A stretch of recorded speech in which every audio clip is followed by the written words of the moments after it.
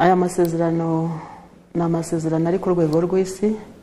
U Rwanda rwayagiyemo muri 2010, ariko icyamaze ni amasezerano atuma ibihugu byose byayasinye bibasha guhanahana amoko y'ibihingwa ari muri aya masezerano. Ubu harimo ibihingwa bigere kuri 64.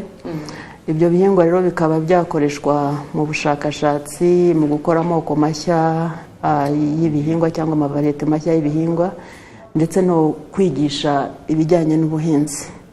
Inyungu rero dufite muri iyi nama ni uko, nk'uko babivuze, ni inama ibereye bwa mbere mu Rwanda. Ubundi ntabwo yigeze ibera mu bihugu byo munsi y'ubutayu bwa Sahara. Ikaba ari inama iri ku rwego rw'isi, ariko ikaba ari n'inama iduha profile kuba ari igihugu gikataje mu guteza imbere ubuhinzi, cyane cyane mu rwego mpuzamahanga. U Rwanda rwasinye aya masezerano kuva mu mwaka wa 2010 nk'uko mwari mumaze kubitubwira. Kuva icyo gihe kugeza uyu munsi, ni nk'iwuhe mumaro bimaze kugirira u Rwanda, cyane cyane mu bijyanye no guteza imbere urwego rw'ubuhinzi?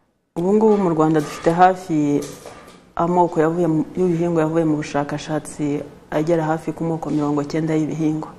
Amenshi rero ntabwo ari amoko u Rwanda rwatangiye ruyakorera ubushakashatsi, ahubwo ni amoko yagiye aturuka mu bikorwa by'ubushakashatsi byakozwe n'ibindi bihugu cyangwa se indi miryango mpuzamahanga ikora kuri ibi ngibi.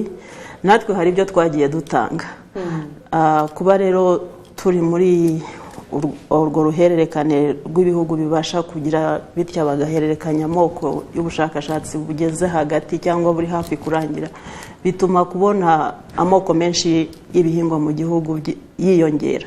Icyo ni kimwe mu bintu bikomeye twakuyemo.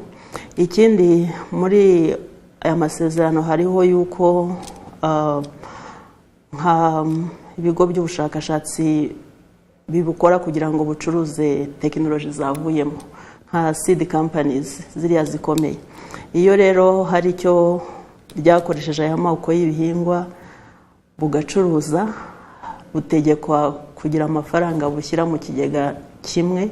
Ayo mafaranga akaba yagaruka agafasha mu bushakashatsi bw'ibihugu biri muri aya masezerano. Uyu munsi u Rwanda ni iki mugiye gusangiza aba bantu bazaza bitabiriye iyi nama? Twavuga ngo wenda icyo twishimira, ndetse noneho n'icyo baba bagiye kuza baje kwigira ku Rwanda. Abantu benshi baje muri iyi nama baje kwigira ku Rwanda ibijyanye no guteza imbere ubuhinzi. Ngira ngo hari mu mazi iminsi mubibona, hari raporo nyinshi zirimo zigenda zisohoka zerekana yuko muri iyi myaka, bitewe n'imihindagurikire y'ibihe, inzara ku isi irimo iragenda yiyongera kurusha uko byari bimeze. Imirire mibi irimo iragenda yiyongera. Abantu benshi rero barimo baraza bareba, natwe turacyafite urugendo, ariko ugereranyije n'ibindi bihugu tugenda tuba turimo dukorana duhagaze neza. Buri wese rero aba yifuza kuza kugira ngo arebe babikora bate, twahindura iki mu byo dukora kugira ngo natwe tubashe kwihuta. Ni ikintu ubona gishishikaje abantu baje muri iyi nama. Mwatubwira bimwe mu bibazo n'ubundi wenda bikigaragara mu rwego rw'ubuhinzi, cyane cyane mu Rwanda, mu rwego rwo gusigasira uru rusobe rw'amoko y'ibimera bikoreshwa mu biribwa no mu buhinzi? Buriya mu Rwanda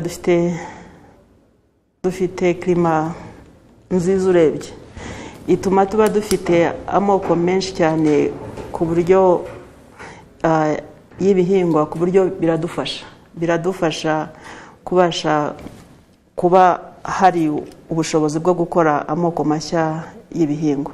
Tunafite uburyo bwo kubika uru rusobe rw'ibimera. Dufite icyo twita gene bank ikusanyirizwamo ibi byose kugira ngo tugende tubika amoko menshi y'ibihingwa igihe tugenda tuyakenera, kugira ngo dukore ibihingwa bishya, tubashe kubikora, tubashe no kuba twaha n'abandi babikeneye.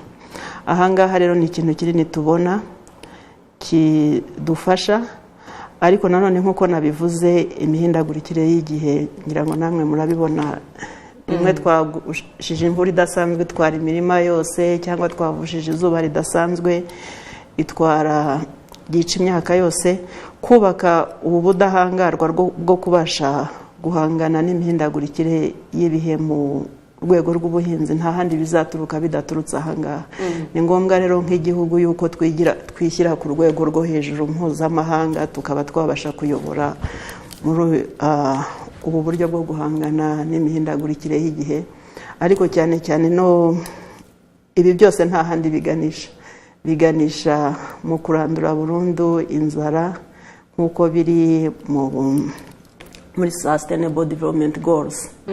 Hari buriya mu rwego rw'ubuhinzi turebwa na nyinshi, ariko ebyiri za mbere kurandura inzara uko imeze kose ni kintu, iyo ni SDG ya kabiri, ni ikintu dukoraho cyane, ariko ni ya mbere yo kurandura ubukene nayo iratureba cyane, tuyikoraho cyane kubera yuko mu gihugu cyacu ubu ngubu ubuhinzi ni kimwe ubuhinzi n'ubworozi ni kimwe mu bikorwa bivana abantu benshi mu bukene ku buryo bwihuse.